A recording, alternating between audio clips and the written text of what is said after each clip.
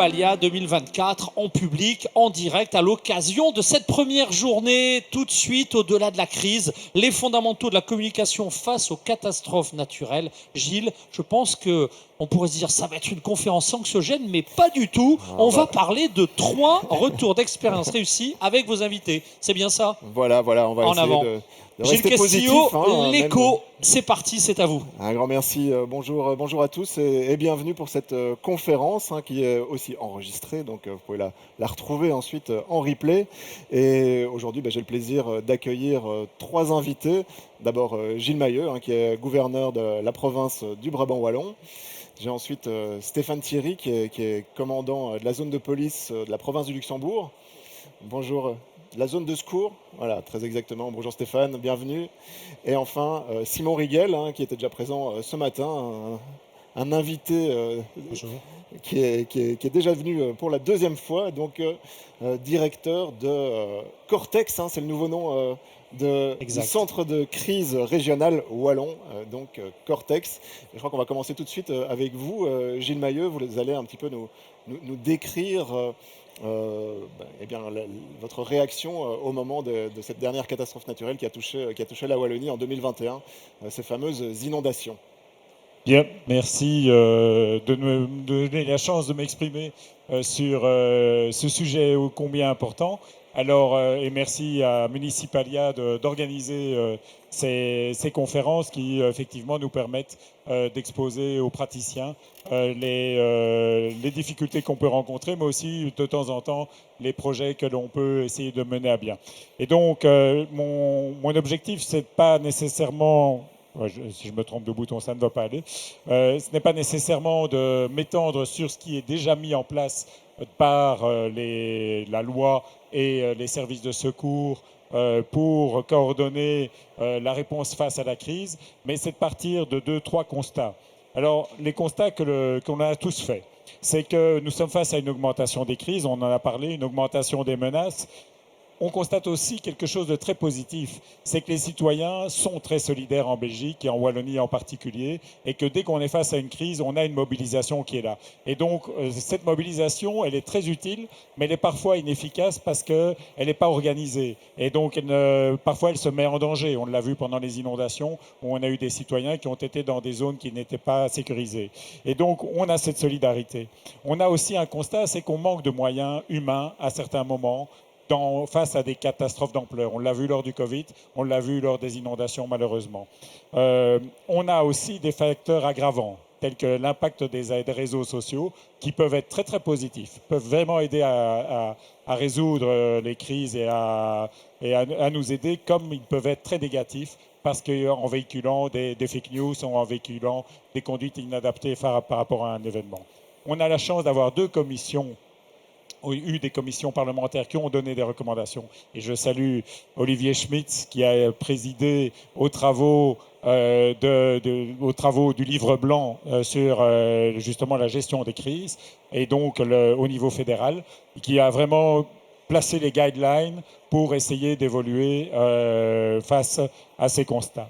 Et donc, on avait dans le magasin et dans le contexte de ces projets, plusieurs projets, et on s'est mis des principes, donc notamment le fait de ne pas détricoter ce qui fonctionne bien, mais plutôt de s'appuyer, sans changer les réglementations existantes, mais de s'appuyer sur l'existant et sur nos forces, et surtout d'essayer de le faire nous-mêmes.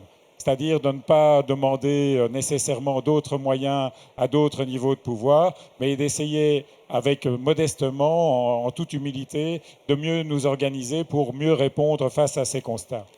Et donc face à ça, on a développé un projet en Brabant Wallon qui s'appelle BOE Response, donc le response parce qu'on n'a pas le terme wallon qui correspond.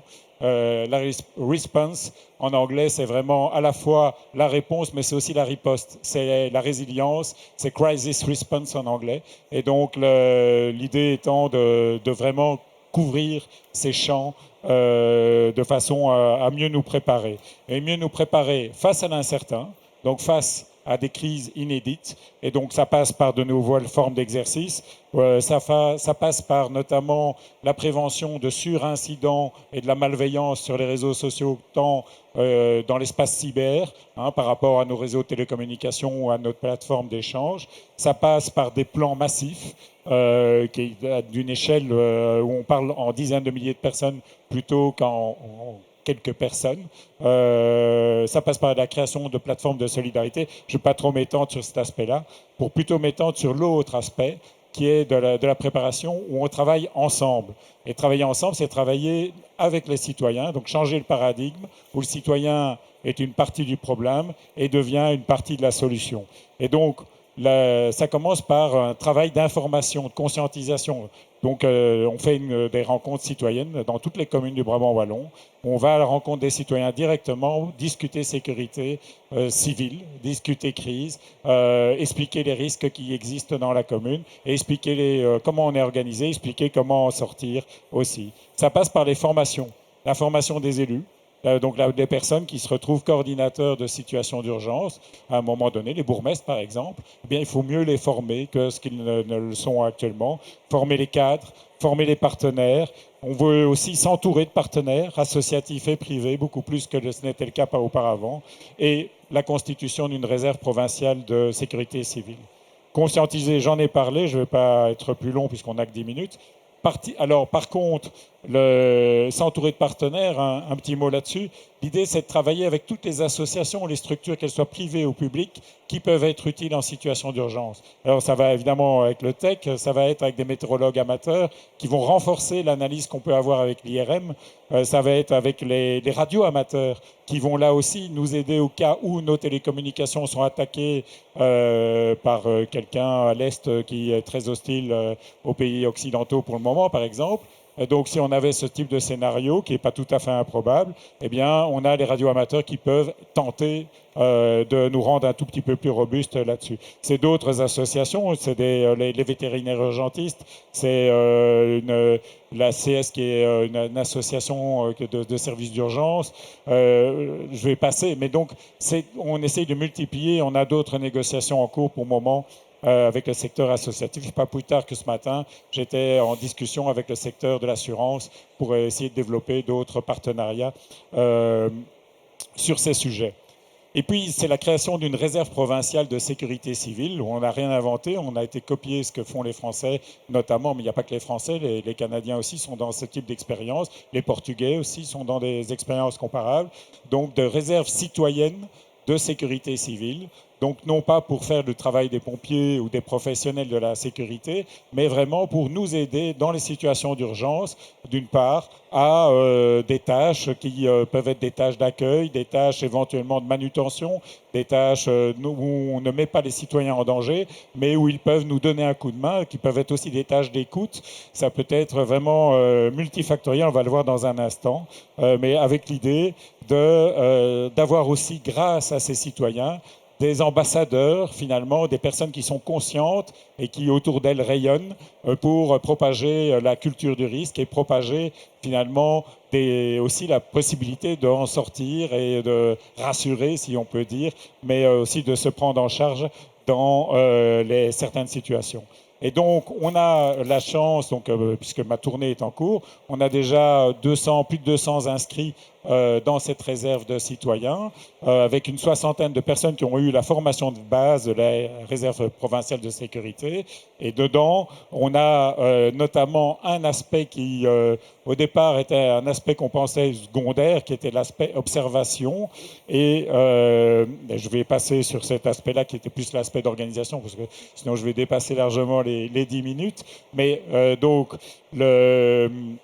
l'important pour moi, c'est de dire qu'à grâce à cette réserve de citoyens, on a vraiment deux grands aspects qui sont rencontrés. D'une part, on commence à avoir des moyens supplémentaires, donc mobilisables en situation d'urgence, et d'autre part, on a vraiment des personnes qui s'impliquent, qui ont envie de s'impliquer, et on se rend compte, on a été un peu débordé par le succès, donc on a dû accélérer le rythme.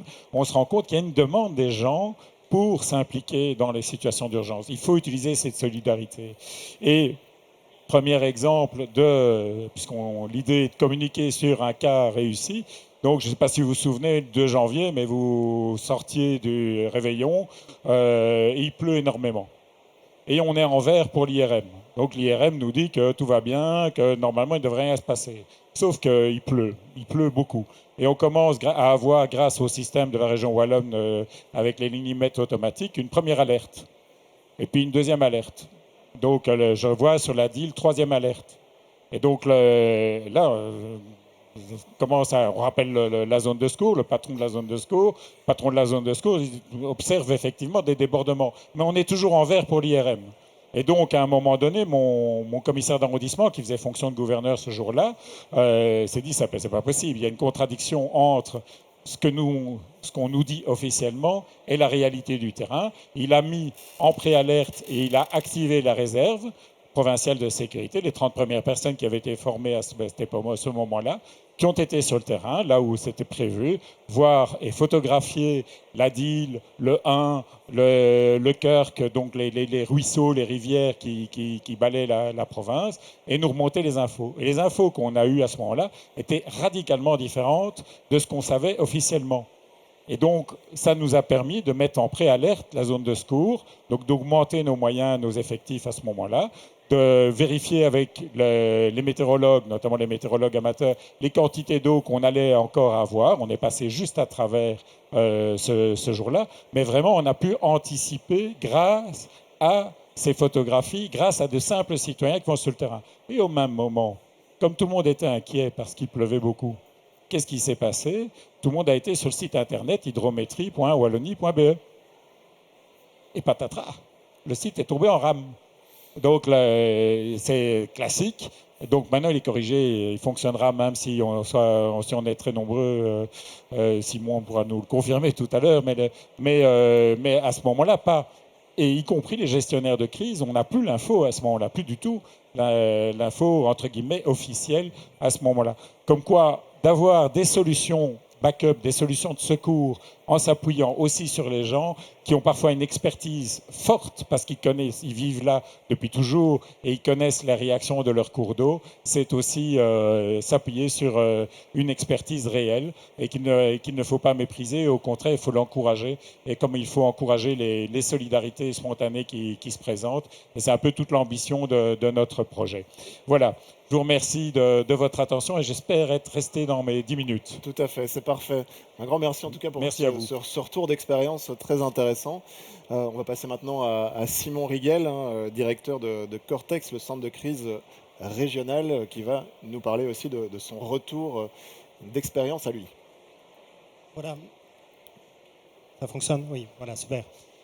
Écoutez, je voulais faire justement le lien avec ce que monsieur le gouverneur vient d'expliquer sur les remontées, le besoin aussi des remontées de terrain. Pour la région Wallonne, en tant que gestionnaire, on va dire à une échelle macro, il y a une vue d'ensemble sur tous les cours d'eau, mais surtout sur le comportement des plus gros cours d'eau. Il est important de combiner cette approche de terrain, ces remontées de terrain, avec les outils et les modèles dont on dispose. Et c'est pour ça que, suite aux inondations en 2021, en octobre 2021, la région Wallonne, sous notre impulsion, a donc créé un mécanisme de cellule d'expertise. Et je voulais mettre ça en avant aujourd'hui comme bonne pratique de retour d'expérience. Le constat étant que l'information arrivait de manière non intégrée, c'est-à-dire vous aviez des prévisions météo, des prévisions hydrologiques qui se traduisent ensuite sur des constats en termes de gestion de crise, mais tout ça n'était pas suffisamment intégré pour l'autorité compétente. Donc voilà, les défis de la communication pour nous, à notre échelle, sur les risques et surtout sur les risques naturels, en l'occurrence, c'est sûr que c'est aussi la production et l'émission des alertes. On vient d'en parler, c'est sûr que des modèles qui travaillent à l'échelle d'un bassin versant pour détecter un dépassement de seuil, il y a une cinétique qui est différente que celle des tout petits cours d'eau en tête de bassin qui vont très vite déborder. Et donc vous pouvez très bien sur le terrain constater des débordements avant que les systèmes ou les modèles ne les détectent. Donc il y a déjà cette ambiguïté et cette difficulté. D'où le besoin aussi d'anticiper, de multiplier les solutions et d'avoir des solutions de plus en plus performantes. Il y a aussi cette interprétation des alertes. Évidemment, un risque, notamment une préalerte ou une alerte de crue, n'est jamais qu'un signal que le cours d'eau risque de déborder et d'avoir des impacts plus ou moins significatif, ça ne dit pas encore à l'autorité, aux zones de secours, aux acteurs, à la police, quel va être l'impact réel sur le territoire. Et c'est là aussi que nous avons besoin de traduire alors des modèles en hauteur d'eau à différents points du territoire ou de faire référence à des événements historiques qui là sont parlants aussi pour les personnes au niveau local. Donc ça, c'est un autre défi. Et la communication, le troisième défi, c'est la communication à la population, aux autorités. Donc la région Wallonne ne communique pas directement sur la gestion de crise à la population, mais elle doit quand même communiquer sur ses compétences. Et donc, on vient de le dire, le site hydrométrie ou la mise à disposition de toute une série de données doit être faite dans les temps, de manière performante. Et lorsqu'il y a des couacs, comme on a pu le connaître, on doit pouvoir aussi corriger ça et donner des accès aussi privilégiés aux gestionnaires de crise. Et la communication vers les autorités, qu'elles soient communales ou au niveau des gouverneurs de province, voire même nationales, en cas de phase nationale, c'est aussi de pouvoir vulgariser cette information. On vient avec des données parfois techniques, des débits, des données qui doivent être traduites dans des éléments compréhensibles et qui déclenchent une série de mesures. Donc ça, c'est nos défis. On a aussi évidemment, et ça a été souligné par Monsieur le Gouverneur, sur la multiplication aussi, et c'est très bien d'avoir des acteurs amateurs, par exemple en météo ou autre, mais on constate aussi une multiplication de sites, de réseaux qui traitent d'informations. Et donc, à un moment, il faut aussi pouvoir faire le tri entre ce qui est vérifié, fiable, qui viennent de sources sûres, et aussi toute une série d'informations qui se multiplient, notamment. Et donc, on travaille certes avec l'IRM, on les intègre. Il y a d'autres outils. On doit pouvoir faire le tri en permanence dans tout cela. On doit aussi pouvoir combiner les remontées de terrain, comme on l'a dit, et nos prévisions. Je l'ai évoqué. Et donc, c'est aussi le but des SELEC, c'est aussi de pouvoir intégrer dans les modèles ce qui remonte du terrain via notamment les zones de secours. Et donc pouvoir dire, OK, il n'y a pas d'alerte peut-être actuellement, mais des signaux sont détectés soit par les zones, soit par les citoyens. C'est aussi donc utiliser des alertes qui proviennent de l'aspect local versus, on l'a dit aussi, tout ce qui remonte des réseaux sociaux. Et donc on peut très bien avoir des images qui nous parviennent, mais qui ne sont pas du tout celles du jour ou qui ont été réutilisées, réinterprétées. Donc on va aussi être très attentif à ces éléments-là, et ça je pense que c'est un gros défi de pouvoir capter cette information, mais aussi de la trier en temps réel. Les fake news, on l'a connu aussi pendant les inondations de 2021, avec notamment les rumeurs sur les ruptures de barrages qu'on pouvait entendre aussi sur les réseaux, ce qui n'était pas le cas. Donc ça peut prendre aussi beaucoup de temps de démentir tout ça alors qu'on en gère des crises. Et enfin, c'est aussi savoir que faire de l'information qu'on donne et de faire le lien entre toutes les informations techniques et la planification, la gestion des situations d'urgence, et donc de pouvoir traduire aussi des alertes de crue, des cartographies d'aléas dans des plans, dans des mesures concrètes d'évacuation, de mise à l'abri éventuellement de la population.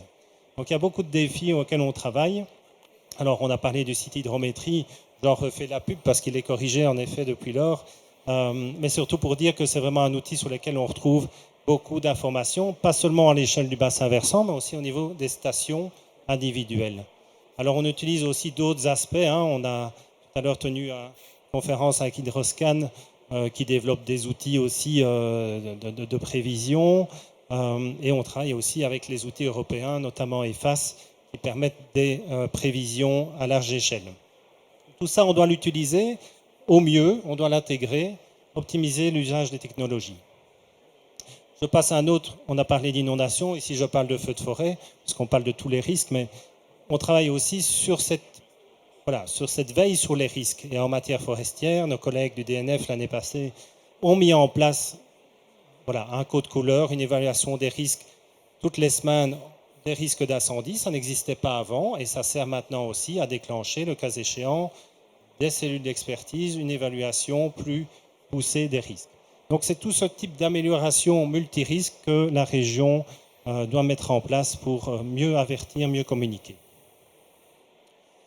Interprétation des impacts, je l'ai dit tout à l'heure, on est sur aussi des incertitudes et il faut l'avoir en tête, temporelles, les méthodes, les modèles, tout ça génère beaucoup d'incertitudes et donc donner une information certaine à 100% qu'on va connaître un débordement à tel endroit, à telle heure, reste malheureusement très difficile. Il faut en avoir conscience et peut-être en tenir compte aussi dans une certaine prudence aussi par rapport à ça.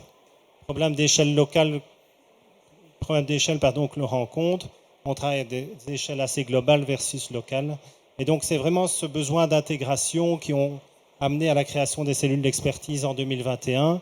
C'est pluridisciplinaire dans le sens où on regroupe beaucoup d'acteurs, de gestionnaires des matières, qu'ils soient régionaux, mais aussi à l'occasion provinciaux, ou des acteurs comme l'IRM, comme les zones de secours. Et on essaye vraiment de faire un rapport qui soit complémentaire, qui apporte quelque chose par rapport à une alerte qu'on peut recevoir. Si c'est pour redire la même chose, ça ne sert à rien, mais surtout d'avoir une plus-value par rapport à ce qui peut être émis dans nos rapports. Donc voilà, nos défis, c'est ça, c'est aussi communiquer, cibler aussi le bon interlocuteur qui va recevoir ce message. Il faut qu'il puisse arriver aux bonnes personnes. Et donc ça, c'est aussi la difficulté aussi de ces communications, que le message soit reçu par les personnes qui doivent prendre une action. On doit vulgariser, donc ça, c'est une des recommandations aussi et des bonnes pratiques qu'on met en place, c'est de vulgariser un maximum sans tomber dans l'inverse qui serait de dire, voilà, une sorte de paternalisme où on a l'impression de donner des recommandations ou des aspects qui relèvent parfois du bon sens. Donc il faut vraiment un juste milieu par rapport à ça. Importance aussi d'appeler à l'action et de dire qu'est-ce qu'on attend aussi des personnes par rapport à ce qu'on dit, qu'on donne comme information. Et enfin, s'appuyer, d'après nous, sur une culture du risque, et ça a été évoqué précédemment, une culture du risque citoyenne et institutionnelle pour savoir comment traiter ces informations.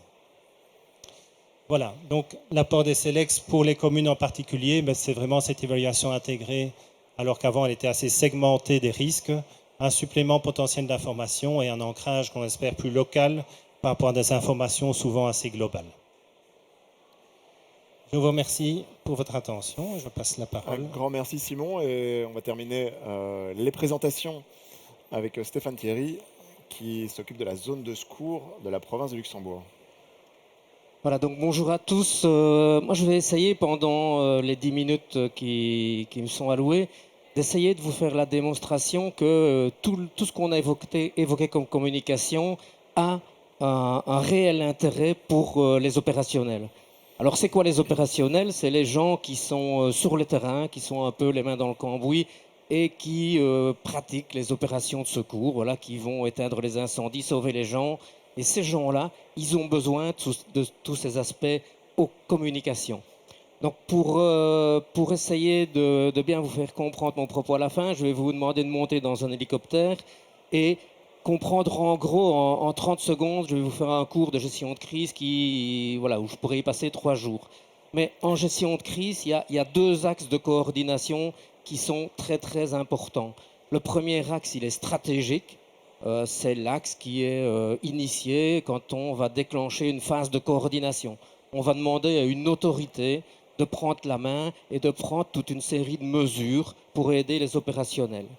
Deuxième axe, c'est les opérationnels qui, eux aussi, doivent se coordonner pour être efficaces sur le terrain. Si on zoome sur le côté opérationnel, on va y trouver 5 disciplines. Les opérations de secours, on ne va pas les détailler, les services de secours médicaux, la police, les aspects logistiques, la protection civile et autres, et puis au même titre que les autres disciplines, et c'est là que c'est important, l'alerte et l'information à la population. Donc ce qui est important ici, c'est de bien comprendre que ce principe de bien communiquer, d'alerter les gens, d'être en capacité de faire passer des informations, c'est aujourd'hui une discipline à part entière. C'est aujourd'hui un concept, une pratique dont les autres disciplines vont avoir besoin pour pouvoir gagner en efficacité. Et donc tout ça, ce sera ma conclusion. Vous allez voir que plus on va les intégrer, plus on sera efficace. Mais en tous les cas, la communication est quelque chose qui doit être considéré au même titre que les autres services de secours. Si on continue à zoomer sur cette discipline 5, l'alerte et l'information à la population, je voudrais vraiment vous dire que cette mission-là, elle est essentielle. Alors vous allez me dire, oui, toutes les disciplines sont essentielles, sinon elles n'existeraient pas. Pourquoi celle-là est-elle essentielle pour les opérationnels, donc pour les gens qui vont mener les opérations de secours? Je vous ai pris 4 raisons importantes. La première, c'est qu'aujourd'hui, personne ne peut nier l'impact des réseaux sociaux et de l'immédiateté de l'information.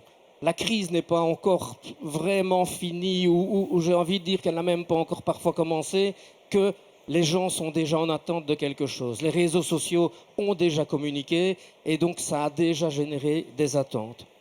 Deuxième exemple très concret, et là on peut se référer également aux inondations 2021, les services de secours, ils doivent parfois décider si on va confiner des gens, donc leur dire vous restez chez vous, vous fermez vos portes et vos fenêtres, ou si on va les évacuer, donc si on va faire des déplacements de personnes en masse. Cette décision, elle est toujours extrêmement difficile à prendre, parce qu'il y a des risques dans chaque situation, mais vous comprendrez facilement qu'une fois qu'elle est prise, la manière dont on va communiquer, les informations pratiques qu'on va donner aux gens, soit pour se confiner, soit pour évacuer, elles sont capitales. Donc la réussite d'un confinement ou d'une évacuation ne peut se faire que si la discipline 5 a un vrai rôle et est efficace dans sa communication. Troisièmement, la perception de la population et des médias. C'est aussi une nouveauté, une actualité, mais aujourd'hui tout le monde est d'accord de dire qu'on doit tenir compte de la perception de la population parce qu'on a besoin de cette population quand on va communiquer avec eux, quand on va leur demander de prendre des dispositions, on a besoin de leur confiance. Et si on ne tient pas compte de leurs sentiments et de la manière dont ils perçoivent la crise, on va louper quelque chose. Et quatrièmement, je l'ai déjà évoqué dans mon principe de confinement et d'évacuation, on comprend aisément que les services de secours vont devoir à un moment donné transmettre des informations, donner des recommandations. Et vous comprenez bien que ce principe de demander aux gens de prendre des mesures de sécurité, elle est capitale. C'est la sécurité du citoyen qui va en dépendre. C'est ce qui s'est passé en 2021. Et donc, une fois de plus, ça démontre bien que la communication est une mission essentielle qui va avoir un vrai impact opérationnel sur le terrain. Pour mettre encore plus de poids sur ce que je viens de vous dire, je voudrais vous faire une petite considération personnelle qui est de dire que plus on va avoir de personnes concernées dans une crise, plus le territoire va être étendu, plus la crise va durer longtemps et plus le risque est élevé, inévitablement, au niveau opérationnel, on va avoir besoin d'informations fiables, puisqu'on ne saurait pas être partout sur le terrain pour tout savoir, tout regarder en même temps, ce n'est pas possible. Quand vous avez une maison qui brûle, c'est facile de la regarder. Quand vous avez une province qui est inondée, c'est impossible. Et donc la communication, là, elle va jouer un rôle essentiel. Donc il nous faut des informations fiables, il nous faut une image précise de la situation. On doit pouvoir visualiser dans nos têtes, nous gestionnaires de l'opérationnel, ce qui se passe sur le terrain pour pouvoir prendre les bonnes décisions. Rassurer et éviter la panique. Comprenez bien que c'est une des missions essentielles, c'est de faire en sorte que la population reste en sécurité, éviter toute panique et qu'on garde la confiance de la population par la suite. J'en viens à ma conclusion qui va quand même prendre quelques minutes, mais pour vous dire que cette discipline 5, cette discipline qui va devoir communiquer, aujourd'hui, plus elle va être intégrée au même titre que les autres disciplines, donc si je le dis d'une autre manière, plus tous nos services de secours vont travailler ensemble, en commun, avec un objectif commun, plus on sera efficace. Et donc pour ça, je vais vous dérouler toute une série de termes en vous prenant un exemple qui est tout à fait autre que dans les services de secours. Mais imaginez-vous que je sois en capacité, moi, de me construire une villa qui va me coûter 14 millions d'euros. Illimité, je me construis une méga villa. La monodisciplinarité, c'est d'avoir des maçons. J'ai des maçons, je suis content. Dans les services de secours, si je prends mon cas, j'ai des pompiers, je suis content. Ça, c'est travailler en mono, je travaille tout seul. Si je veux un peu plus loin, c'est la multidisciplinarité. Quand je construis ma villa, j'ai tous les corps de métier. Ils sont tous là, ils sont tous présents. Service de secours, c'est la même chose. On a des pompiers, on a la protection civile, on a l'aide médicale urgente, tout le monde est là. Mais on se rend compte que ce n'est pas encore assez puissant. Et donc on va aller vers l'interdisciplinarité. Ça veut dire que tout le monde va travailler ensemble.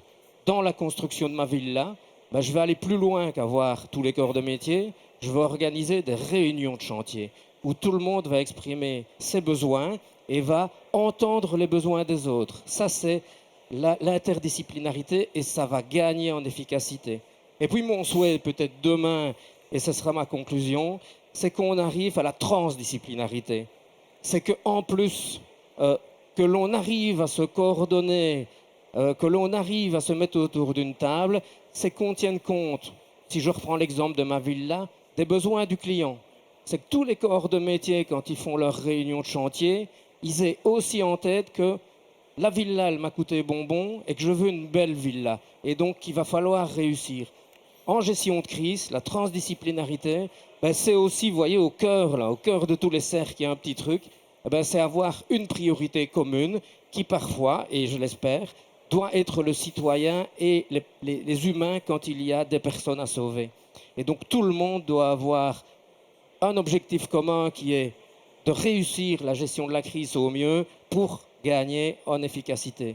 À mon sens, l'idéal demain, ce serait qu'on passe de la coopération à la co-construction d'un projet de gestion de crise où on va tenir compte, non pas de l'objectif client, mais en tous les cas, de ce qu'on va mettre au centre, qui sera la priorité de l'ensemble des services de secours. Voilà. Merci. Merci beaucoup Stéphane. Je vous invite à nous rejoindre, à garder votre micro. Et vous me promettez que quand la villa sera terminée, vous m'invitez parce que j'ai un projet si de vous co-construction participez à aussi, la construction, oui. ouais, ce sera la co-construction d'une grosse fête dans Voilà. votre villa. C'est ça, Voilà. ouais. Voilà, on va faire ça. Je vous précise que juste après le débat, il y aura la possibilité, vous aurez l'opportunité de poser des questions à nos intervenants. Donc n'hésitez pas tout à l'heure à lever la main. Il y aura un micro qui passera aussi dans la salle. Alors, je voudrais me tourner d'abord vers vous, Gilles Mailleux.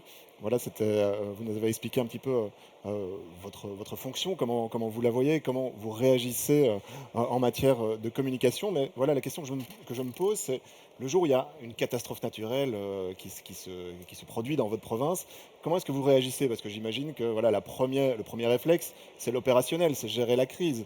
Vous êtes responsable de la sécurité, c'est là-dessus que vous allez axer vos actions, mais c'est important aussi de penser à la communication, c'est aussi une clé.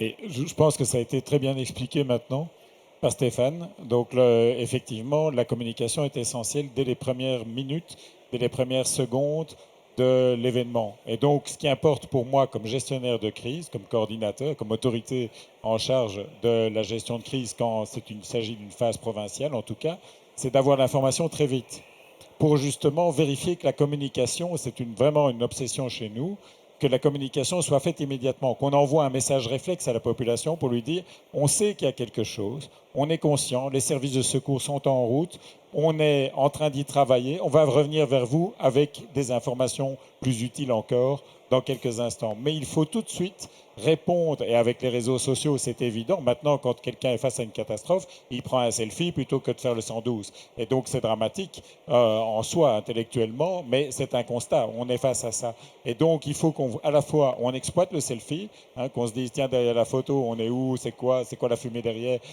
Donc, on va essayer à la fois d'exploiter ça, mais en même temps, de répondre à l'attente immédiate qui est faite. On l'a vu dans les attentats, on l'a vu face à des catastrophes naturelles, notamment des phénomènes de tempête ou autres. On a très rapidement des phénomènes de rumeurs qui peuvent se développer si on ne prend pas en main immédiatement la communication par rapport à ce genre de choses. Donc c'est une de nos premières obsessions. Et donc il y a une tension quelque part entre le besoin de communiquer de manière très rapide sur des événements avant qu'il y ait une rumeur qui se propage sur les réseaux, mais la collecte d'informations qui prend parfois un peu plus de temps. Et donc, c'est la grande difficulté, c'est que parfois, on attend trop parce que l'information n'est pas validée.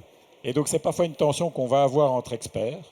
Donc, par exemple, avec l'IRM, donc moi, je n'ai pas de langue de bois, je parle clairement de difficultés qu'on a rencontrées. Il y a des gens de l'IRM ici dans la salle. Non, mais par exemple, avec l'IRM, il arrive qu'on ait une information, mais on n'a pas la probabilité qui va avec cette information que l'événement se produise ou pas. Et en fonction, on doit décider, nous. Mais si on passe son temps à nous expliquer que ce n'est pas eux les responsables et que s'ils se trompent, ce n'est pas vraiment de leur faute, on ne va jamais y arriver. Et donc, par moments, les gens qui multiplient les parapluies sont un peu agaçants. Et donc, parce qu'à un moment, il faut quand même trancher. Et donc, voilà, on peut se tromper. Moi, je suis vraiment partisan du fait qu'on se trompe à un moment, enfin, qu'on a le droit de se tromper. Mais ne pas décider à un moment donné, ça, c'est toujours se tromper. Et donc, le déni, pour moi, est beaucoup plus dramatique que le fait de se tromper, de surévaluer un risque à un moment donné, comme de le sous-évaluer à un moment donné. Et donc, je préfère nettement. C'est pour ça que parfois, je travaille avec des amateurs. C'est les amateurs, bah voilà, les météorologues amateurs, bah, ils vont me dire, dans le cas de la tempête de 2016 à Jodon, où on a eu tout un site qui s'est envolé, bien une heure avant, m'ont averti que là, on allait passer en rouge, on allait être face à un événement majeur, et du coup, on a anticipé, on est passé en phase alors qu'il n'y avait encore rien. Et donc, on a pu, à ce moment-là, anticiper avec la zone de secours, avec le colonel Vosdewal à l'époque. On a pu vraiment anticiper l'événement et donc rappeler des pompiers avant qu'ils ne puissent plus rentrer dans leur caserne parce que tous les arbres étaient tombés sur les voiries, quoi. Et donc, c'est vraiment efficace, mais il faut multiplier les canaux d'information pour pouvoir et avoir un bon système de veille pour pouvoir être réactif face à ce type de situation. Simon, multiplier les sources d'informations, vous disiez tout à l'heure aussi, voilà, ça fait partie de la difficulté, arriver à- à assembler toutes ces sources pour avoir une information fiable. C'est un peu votre rôle aussi. En tout cas, en termes d'analyse du risque, c'est ce qu'on essaye de faire.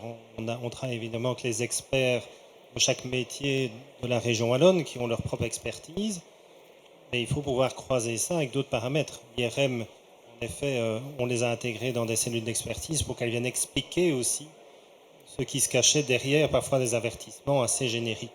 Et donc là, on a une explication aussi qui va plus loin que le simple avertissement. Donc c'est aller plus loin dans la compréhension des informations de chacun. C'est ça qu'on essaye de faire aussi maintenant. C'est pas simplement dire on a une information, on la transmet telle quelle, une sorte de boîte aux lettres, mais c'est de véritablement transmettre une expertise vers les autorités qui sont en attente aussi d'anticipation. Et donc, un phénomène d'inondation, on peut, dans une certaine mesure, anticiper des problématiques. On ne pourra jamais tout anticiper. On ne peut pas anticiper un camion, des produits chimiques qui se renversent, voilà, mais on peut, sur toute série d'aspects, avoir cette veille sur le risque. Et on a une permanence aussi à notre niveau qui nous permet d'avoir cette vigilance. Et qu'est-ce que vous pensez du projet de Gilles Mailleux avec ces citoyens justement qui font remonter certaines informations? Voilà, c'est intéressant parce que ce sont des gens sur le terrain, mais il y a aussi une nécessité de vérification de ces informations. C'est pour ça que le projet en est encadré aussi et encadré par les équipes du gouverneur, fait que voilà, c'est utilisé à bon escient avec des pratiques. Et c'est vraiment des projets que la région soutient aussi et fait aussi un effort aussi pour subventionner la duplication de ce type de projet. Donc voilà, c'est vraiment quelque chose qui doit servir de modèle, je pense, pour notre région. Stéphane Thierry, vous nous avez parlé un petit peu de ces événements, de ces inondations de 2021 dont tout le monde se souvient. Qu'est-ce que vous avez appris de cet événement en termes de communication? Qu'est-ce que vous avez pu corriger par après qui n'a peut-être pas fonctionné? Ou bien qu'est-ce qui a justement été particulièrement positif? Écoutez, je pense que je vais rebondir un peu sur ce qui a été dit. Je pense que ce qu'on a appris en 2021, c'est que il était utopique de croire que les services de secours allaient être la solution miracle et qu'on allait pouvoir solutionner tous les problèmes sur un territoire immense en claquant dans les doigts, que ça n'existait pas, que c'était utopique. Et donc je pense que ce qui a été dit avant est capital. Aujourd'hui, il faut en tenir compte et il faut accepter que le citoyen demain va avoir un rôle à jouer dans sa propre sécurité. Et plus ça va être collectif, plus ça va devenir puissant.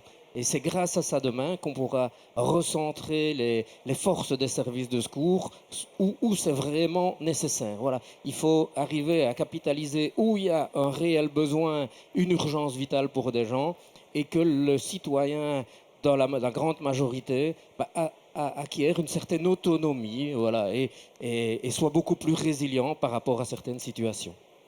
Avant de continuer à parler de la communication vers la population, Peut-être dire un petit mot sur la communication entre les différents services. On sait il y a beaucoup d'institutions en Belgique, les communes, les provinces, la région. Chacun a un petit peu son rôle à jouer. Est-ce que tout ça communique bien ensemble ou est-ce qu'il y a des couacs? Alors oui, j'ai envie de dire qu'aujourd'hui ça communique bien. Souvenez-vous de ma petite théorie et de ces deux axes importants. Ben, c'est ces deux axes de travail qui vont permettre la communication justement, tant au niveau des opérationnels, puisque tous les acteurs impliqués vont se mettre autour d'une table pour communiquer et partager leurs informations. Et deuxièmement, ce volet stratégique qui lui a un rôle important et qui va mettre autour de la table les autorités responsables, qui ont un rôle différent, beaucoup plus stratégique, mais les deux axes sont complémentaires et vont in fine arriver au résultat qui est souhaité par le citoyen, qui est d'être secouru et que les services de secours jouent leur rôle. En tant que citoyen, on a parfois l'impression on ne sait pas qui est le pilote finalement. Est-ce que c'est une fausse idée ça? Oui, c'est une fausse idée parce que tant au niveau opérationnel, les structures sont claires. euh, et au niveau stratégique, il y a toujours à un moment donné une autorité, qui soit communale, provinciale ou fédérale, qui va prendre la main. Donc, souvenez-vous, on parlait tout à l'heure qu'il fallait tenir compte du ressenti des gens. Ben, voilà, c'est une des choses. On ne peut pas demander aux citoyens de comprendre toute la gestion qui va être mise en place parce que ce n'est pas de ça qu'ils ont besoin. Eux, ils ont besoin d'être rassurés. Ils veulent des actions précises par rapport à ce qui va leur arriver à eux.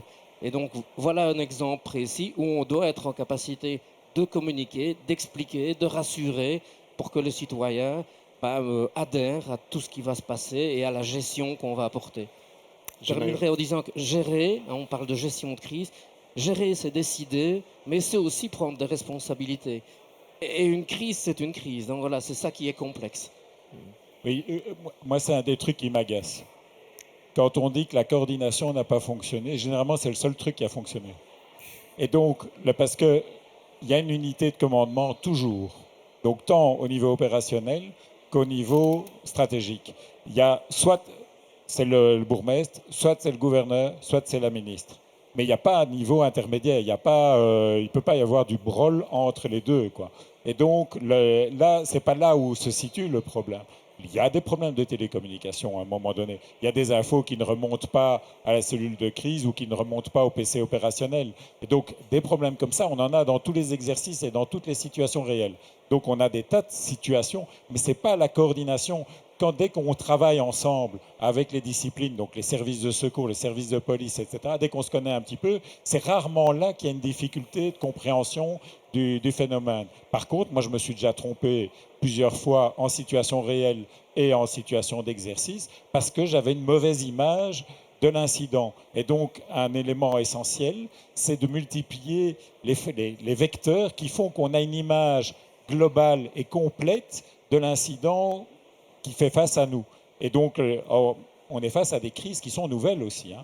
Donc, au début du Covid, on était avec Olivier et mes collègues, je me souviens encore, il y a une photo en train d'écouter les choses. On était déjà préoccupés depuis 2 mois. Hein. Donc, on avait averti le gouvernement, on se demandait pourquoi on n'était pas en phase nationale, etc.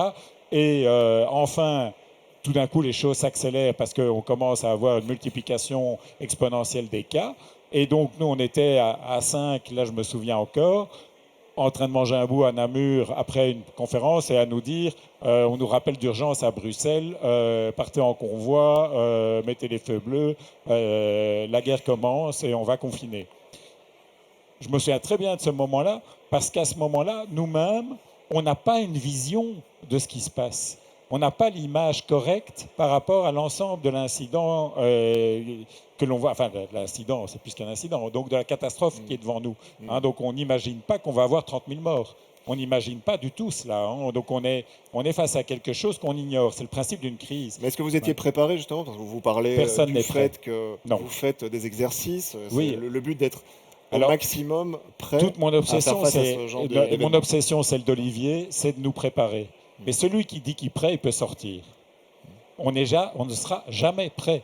Le principe, c'est de se préparer, c'est d'être dans une dynamique positive de préparation. C'est pas dans une dynamique gnangnan de dire ou de béni oui oui, de dire on est prêt, rassurez-vous, bonnes gens, rentrez chez vous. Donc non, c'est pas ça le message. Le message est, on doit encore se préparer, s'améliorer, s'améliorer. Et donc, on ne sera jamais prêt. On n'était pas prêt par rapport au Covid. Par rapport aux inondations d'une telle ampleur, c'est impossible d'être prêt. On est face à des phénomènes qui dépassent. C'est le principe d'une crise. Au départ, on ne sait pas où on va. Et donc,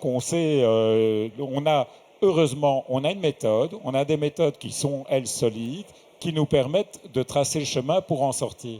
Mais il faut, c'est une méthode, on n'a pas les moyens nécessairement immédiatement, et puis c'est le principe de la catastrophe. Donc c'est qu'à un moment donné, ça va être le moment le plus court possible, mais on va devoir le réduire, c'est notre boulot, c'est le boulot des services de secours, d'essayer d'être le plus efficace possible. C'est à ça qu'on se prépare sans jamais être prêt. Simon, Gilles Maillot parlait tout à l'heure des réseaux sociaux, du fait que des informations peuvent se disperser assez rapidement et qui ne sont pas toujours exactes. Comment est-ce qu'on fait justement pour prévenir ce phénomène-là? Est-ce que les pouvoirs publics ne doivent pas justement s'insérer un petit peu plus sur les réseaux sociaux pour être là où les gens sont, c'est-à-dire sur Instagram, sur Twitter, sur Facebook, sur LinkedIn, que sais-je? C'est une vaste question qui, à mon avis, dépasse mon expertise, mais c'est certain ça demande énormément derrière de personnes qui puissent faire ce monitoring, répondre en temps réel. Donc il faut une stratégie sur les réseaux sociaux et on la développe. C'est sûr que c'est très très compliqué d'avoir, par exemple, le fait de pouvoir répondre individuellement à toute une série d'interpellations. Et donc on doit aller vers des systèmes aussi, et je pense que les nouvelles technologies peuvent nous aider à récolter aussi ce qui est intéressant, important, et faire une sorte de tri aussi. Néanmoins, on doit pouvoir réagir, et j'ai évoqué tout à l'heure 2021, des rumeurs qui n'ont pas été démenties tout de suite et qui ont fait plus de tort, évidemment, quand on les laisse... Et qui vivent encore, quelque part. Et qui vivent encore. Donc c'est sûr qu'à un moment, c'est ça je disais, que la région, en tant que gestionnaire aussi d'une compétence, doit pouvoir prendre ses responsabilités, communiquer aussi sur ce qui se passe, par exemple, dans une infrastructure, par exemple, sur une situation... dans un autre domaine, mais en tout cas doit pouvoir communiquer et faire toute la transparence sur ce qui se passe, et ça facilite aussi la compréhension par la population. Si on ne dit rien, forcément, ça laisse cours à beaucoup d'imaginaire. Stéphane Thierry, il faut communiquer de manière différente? Oui, une fois de plus, je pense qu'il ne faut pas croire que tant les services de secours que les autorités qui vont gérer une crise ne se sont pas préoccupés de l'impact des réseaux sociaux. Aujourd'hui, c'est quelque chose qui va être... on va faire une veille des réseaux sociaux, on va même parfois être en capacité d'analyser si on est face à des fake news ou si on a des images qui nous reflètent la réalité. Donc, c'est compliqué à faire, mais aujourd'hui, c'est une problématique qui a été prise en compte et qu'on essaye de maîtriser au mieux avec toutes les difficultés qui sont liées à l'immédiateté de cette information et surtout au fait que on peut faire ce qu'on veut sur les réseaux sociaux. Oui, mais c'est une vraie problématique qu'on essaye de prendre en compte. Et les fake news ont une grosse caisse de résonance. C'est parfois plus difficile de faire passer un message officiel. Tout à fait, mais parfois il va falloir contrecarrer des fausses informations pour que la vérité garde son poids. Sinon, les citoyens ne s'y retrouvent plus. Gilles Maillot? Et donc 2 mots là-dessus. Donc d'une part, il faut détecter la fake news.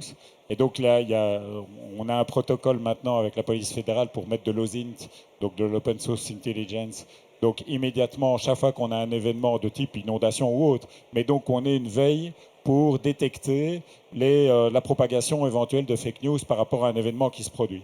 Donc ça, c'est une première chose. Et puis deuxièmement, il faut y répondre. Et là, le citoyen aussi peut être impliqué. Donc dans notre réserve citoyenne, on a l'ambition de faire ce qu'on fait avec une association française qui s'appelle VISOV, donc les volontaires internationaux de support opérationnel virtuel, qui sont des pompiers, des policiers, essentiellement des urgentistes, qui sont sur les réseaux sociaux, qui font de la veille, qui font de la remontée d'informations, mais aussi qui descendent l'information. Et pour donner un exemple, lors de l'attentat de Nice, ce sont les premiers qui ont donné le bon comportement, parce que la chaîne hiérarchique française, elle est pire que chez nous. Donc avant que quelqu'un mette une information pour dire restez chez vous, n'allez pas, il y a un incident en cours, à l'époque en tout cas, ça prenait des plombs parce qu'il fallait que ce soit validé par quelqu'un à Paris. Et donc du coup, l'alerte à la population sur place a été très lente. Et il y a eu des personnes, il y a eu énormément de fake news, des fusillades ou autres, etc., qui n'existaient pas, mais qui ont existé sur les réseaux sociaux, qui ont conduit à de mauvais comportements, donc qui ont conduit les gens à aller se regroupés sur la plage,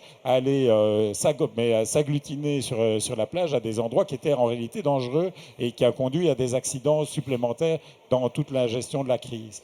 Or, les seuls qui ont réagi suffisamment et qui ont contrebalancé normalement, notamment les fake news multipliées par l'extrême droite à ce moment-là, parce qu'il faut dire les choses, donc c'était Vizov qui a tout de suite donné une information qui était basique, une information réflexe. C'est restez chez vous, il y a un gros incident en cours à tel endroit, restez chez vous, ne bougez pas, n'allez pas par là. Vraiment le conseil de base, mais qui était lui en fait à diffuser immédiatement. Et après, en multipliant les messages officiels, comme ils le font habituellement. Et aujourd'hui, en cas de catastrophe, ici, quel type de moyens de communication sont utilisés? Est-ce que, par exemple, on envoie des messages WhatsApp à la population? WhatsApp, non, mais on a le système BeAlert. Donc, moi, je suis un peu archaïque par moment. Donc, j'adore BeAlert. BeAlert, c'est à la fois vous envoyez un mail et des SMS dans la zone qui est impactée. Donc tous les personnes, tous de les zone, GSM, tous les smartphones qui sont là vont recevoir une information à ce moment-là. En tout cas, tous ceux qui sont branchés. Pour moi, c'est très bien. Ce serait encore mieux s'il y avait encore un autre système aussi.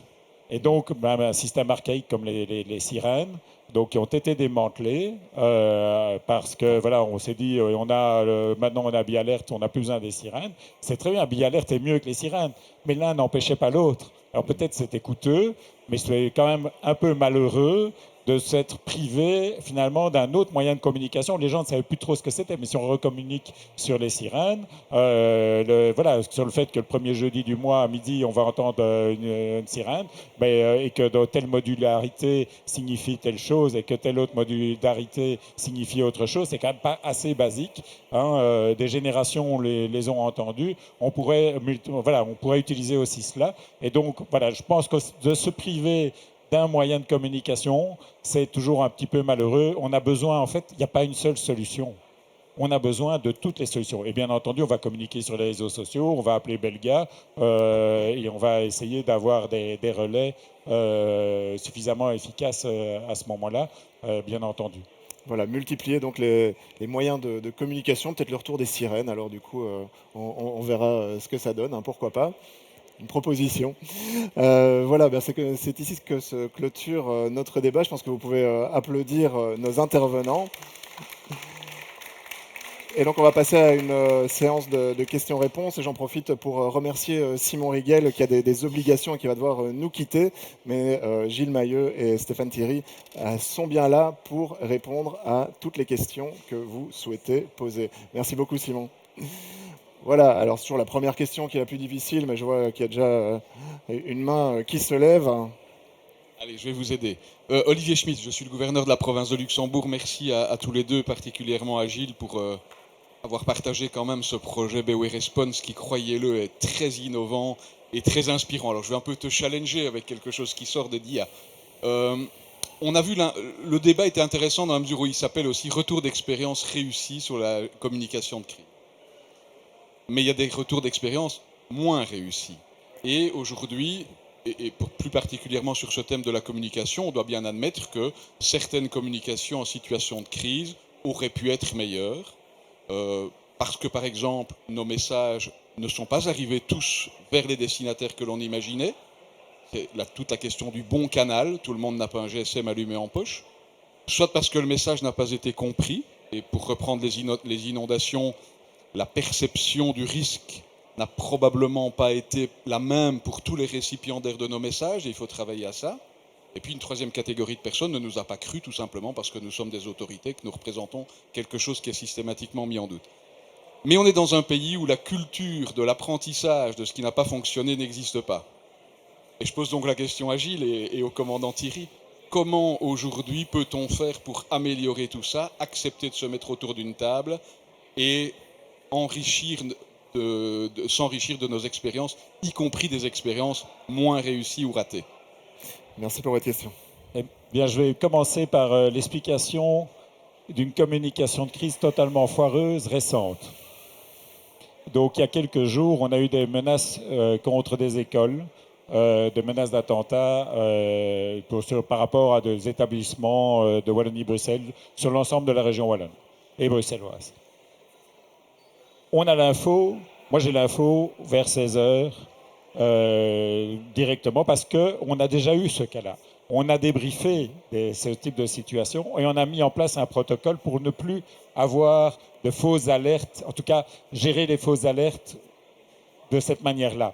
Et donc éviter que l'on renvoie tous les élèves chez eux pour rien, comme prendre au sérieux la menace et donc évaluer le plus rapidement possible cette menace et mettre en contact les directions, les pouvoirs organisateurs avec les services de police pour avoir une évaluation très rapide. Ici, il n'y a rien qui a fonctionné. Donc on n'a absolument pas tenu compte de l'expérience parce que ça touchait l'ensemble de la Wallonie et de Bruxelles et c'est parti en sucette alors que le protocole, je dirais, les réflexes étaient là. La demande au service de police est immédiate.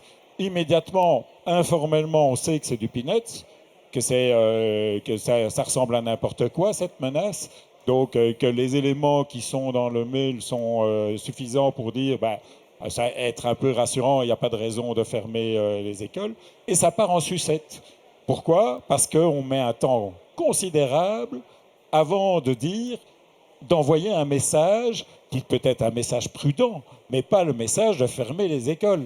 Et donc, on a à un moment donné un porte-parole qui dit, du centre de crise national, qui dit, au lieu de dire clairement, ben voilà, il y a une menace, mais elle est évaluée au même niveau que ce qui se passe globalement, donc il n'y a pas de raison de changer les choses et de fermer les écoles. Au lieu de ça, il dit, oui, mais on peut prendre des mesures additionnelles.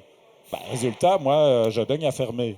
Va-t-on t'expliquer après que non, c'est pas ça la réalité. Et donc ça, c'est de nouveau ce manque de culture, globalement le manque de culture du risque, le manque de prise de responsabilité à un moment donné. C'est vrai, il y a des moments où on va communiquer, Inch'Allah.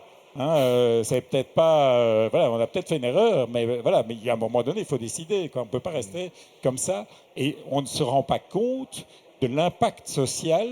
Et donc les personnes qui sont dans la chaîne ne mesurent pas l'impact social. C'est 200 000 élèves qui sont concernés. Et donc 200 000 élèves, c'est quasiment 150 000 familles, autrement dit, qui sont concernées. Ça veut dire des parents qui ne vont pas aller au travail. Mais le coût social de tout ça, c'est énorme. Et en plus, le pseudo-terroriste comme les terroristes, ils ont gagné la communication là-dessus. Et donc moi, ça me désespère, ce genre de mauvaise expérience, parce qu'on essaye de tenir compte des expériences passées, de les corriger, de s'améliorer, et puis il y a quelqu'un qui n'a pas suivi le cours, qui n'a pas suivi le truc, et on est face à une difficulté. Et comme le dit Olivier, il y a un manque globalement de culture du risque qui est là, y compris à un moment donné dans l'ensemble de la chaîne. Stéphane Thierry, on n'est pas au point? Moi, je dirais que la réponse, elle est un peu dans la question. Quand on parle de culture du risque aujourd'hui, à mon sens, il y a un problème. C'est que dans les pays européens, on n'ose pas parler du risque. Alors qu'on peut constater que dans certains pays, par exemple en Australie, c'est un problème d'éducation. Et on éduque les gens à être résilients par rapport à un risque qui est connu. Chez nous, si on évoque un risque, on va tout de suite plutôt être sur la défensive en se disant attention, on va faire peur, les gens ne sont pas préparés. Donc je pense qu'il va falloir à un moment donné passer à cette vraie culture du risque pour accepter d'en parler. Deux, dans l'idée culture du risque, pour moi, il y a l'aspect éducation. Mais si on pouvait rêver demain que par rapport à des risques connus, tels que des inondations et autres, on éduque les jeunes depuis le plus jeune âge jusqu'au moment où ils ont fini leurs études, à la manière dont eux-mêmes réagiront par rapport à certains risques, on serait dans une génération, 2 générations, avec une vraie population qui est en capacité d'avoir une vraie culture du risque. Ça, c'est un vrai défi futur, mais si on ne commence pas, on n'entrera jamais dans la démarche. Merci beaucoup. Est-ce qu'il y a d'autres questions dans la salle? N'hésitez pas. Nos orateurs sont là pour vous. Pas plus de questions? Alors dans ce cas, nous allons clôturer ici notre débat. Encore un grand merci à tous les deux et à Simon qui a dû partir un petit peu plus tôt. On peut applaudir nos intervenants. Et pour ceux qui sont encore là demain, je vous fixe rendez-vous pour d'autres conférences sur plein d'autres sujets, notamment liés au numérique. Et je vous souhaite une bonne fin de journée. Merci. Merci. Merci à vous.